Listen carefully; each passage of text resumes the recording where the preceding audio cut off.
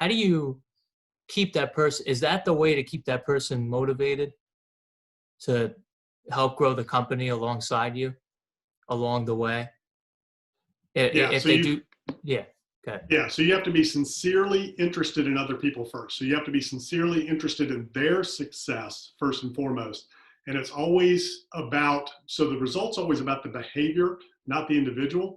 But people who feel good about themselves are going to produce the best results. So you have to make them a part of the team, let them know how valuable they are. You have to recognize that on a regular behavior. And that really changes to where you want to recognize good performance in public regularly to where it becomes an automatic habit, not in a manipulative way, but a very sincere way and at the smallest levels, and let them solve their own problems. That's really it. So the last thing you want is somebody coming in your office or hitting you up all the time for every little thing. What you want to do is you want to encourage them to solve their own problems by asking them questions. So that way they feel like they're part of the team. They feel like they can do their job, they can thrive, they can make decisions and get to that. So yeah, that's a great point. It's first and foremost about making them feel good about themselves, what they do, and the contribution that they're making with the company. The worst thing in the world, you can pay people as much money as you want, but if they don't feel appreciated, sincerely appreciated, and fully understand the impact that their actions have on the company in a positive and negative way, it doesn't matter how much you pay. I agree. I agree. I have actually experience with that, so Yeah. makes a lot of sense.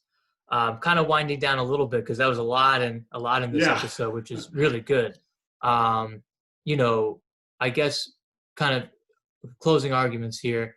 You know, where I guess if someone's just trying to start a business, let's say it is on Mhm. the real estate sponsor side, I guess like you said, they start with the vision, mission, etc. Um, do you still recommend that they do all the work? And obviously, you got to get revenue. So Mhm. until however long it takes to take on that next hire and to kind of, like you said, grow alongside them. Is that what you would recommend for a new like a brand new startup, company? Specifically in the real estate sponsorship. Yeah. So it depends on what your resources are. So yeah, you have to start from where you are. So you don't want to let this, so man, I can't do this unless I have all these pieces. No, just get started. Just get it going and do whatever you have to do to get this thing running, to get it going, and then find ways and change the mindset from, a lot of people have the mindset, man, I can't afford that, in my business, in my life, I can't afford that. I can't do this.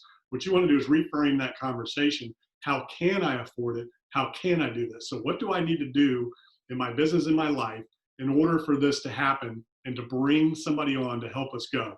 But yeah, ultimately to grow, you've got to get to a point where you take that leap, bring that individual on, but you got to have the revenues, right? So you've got to build the company to a point to where you've got some kind of revenue and or resources to pay that individual, to go ahead and bring them on.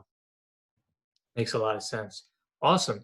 And winding down this podcast, we usually ask 3 questions at the end of each show. First question would be, we mentioned a couple of books. What would be your favorite, business book or leadership or, even real estate book that you've read in your lifetime? One of the best business books I've ever read was Managing by Harold Geneen. That's a very old book. Harold Geneen was the CEO of ITT, which was it ITT? I can't remember now, but multi-conglomerate corporation, and back in the 70s, 80s, and built that company into a huge multi-conglomerate, owned all kinds of stuff. Outstanding book about leading, delegating, motivating, holding meetings, growing a multi-divisional company. So that was a fantastic book. And then I love reading books about people who've achieved great things. So the Tillman Fertitta's, Marcus Lemonis, Donald Trump's books, Ray Dalio, billionaires who have achieved, a lot of success, and even people at the hundreds of millions of dollar levels. I love to read their story, how they built their companies, what they did, the risks they took, things like that. Awesome. And outside of all of this, what are some of your hobbies? I've been a lifelong surfer. A lot of people look at me, you're a surfer? So yeah, I've been surfing my entire life, and grew up doing that. I love fishing, and I love skiing. Awesome. And if you had a number one role model, whether it's personally or professionally, who would it be, or multiple? Yeah, yeah. So I have a strong faith. So obviously, my faith's important to me. So, from a biblical standpoint, you have all of those. Proverbs is probably the best business book ever written.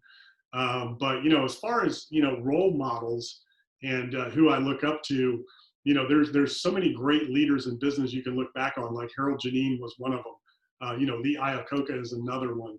In terms of business, Steve Jobs. Not as a person, but what he's done. Bill Gates, especially right now with what he's doing, what he's done, Warren Buffett. So, all of the great business people, over the years, but I'll go back to where it all started for me. I read Rich Dad, Poor Dad with Robert Kiyosaki. What I got from that book was build businesses that generate cash flow to then invest in other assets. A lot of people get real estate. I didn't get real estate out of that. I got the other way around. So that was first. Then it was The Power of Positive Thinking by Norman Vincent Peale. And I applied what I learned. I read that book and I said, I am going to buy in, embrace my faith, and believe this and go and believe in myself. The whole premises of that book is nothing can stop somebody who believes, right? So everything is possible for he who believes. That's what that book is built on. And then Napoleon Hill, Think and Grow Rich. So those were the three most fundamental books that I read that launched my career, and as people to look up to. That is awesome. We'll have all those lists of books and everything Greg mentioned in the comments of the podcast. How can people find you, Greg? Oh, so gregdickerson.com, my website. So I've got a YouTube channel, podcast, where I share content and advice and information. It's all on there, gregdickerson.com, and check it out. A lot of great stuff. Awesome. We'll definitely have that in the comments as well. Thank you so much again, Greg, for coming on the show. We really appreciate it. Again, my name is Anthony Scandariato with Red Knight Properties. I'm your host, and hope to see you next time. Thanks again, Greg. Hey, Anthony, thanks for having me. I enjoyed it. Awesome.